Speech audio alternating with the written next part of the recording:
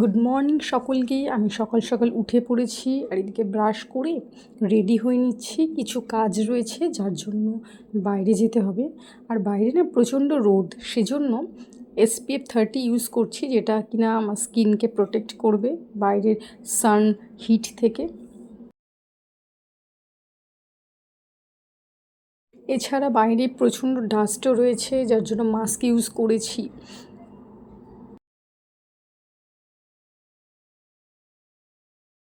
বাড়িতে এসে ব্রেকফাস্ট করলাম ভেজ চাউমিন, আর এদিকে লাঞ্চের জন্য শাক কাটা হয়েছে আর চিকেন আনা হয়েছে। এটাই আজকের লাঞ্চ। তারপর লাঞ্চের পর দুপুরে একটু রেস্ট করে রেডি হয়ে নিয়েছি একটু বিকেলে ঘুরতে যাব বলে। এদিকে বাইরের ওয়েদারটা কিন্তু খুবই ভালো ছিল, আর চারপাশে লাইটিং হয়েছিল স্পেশালি নিউ টাউনে। ভিউটা অসাধারণ লাগছিল, চারিপাশে লাইটিং, মাঝখান দিয়ে আমরা যাচ্ছি, খুবই ভালো লাগছিল।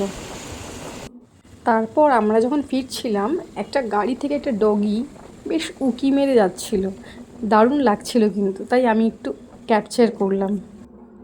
সারাদিন বেশ ভালোই কাটলো আজকে, এতটাই। আবার দেখা হবে খুব তাড়াতাড়ি পরের ব্লগে।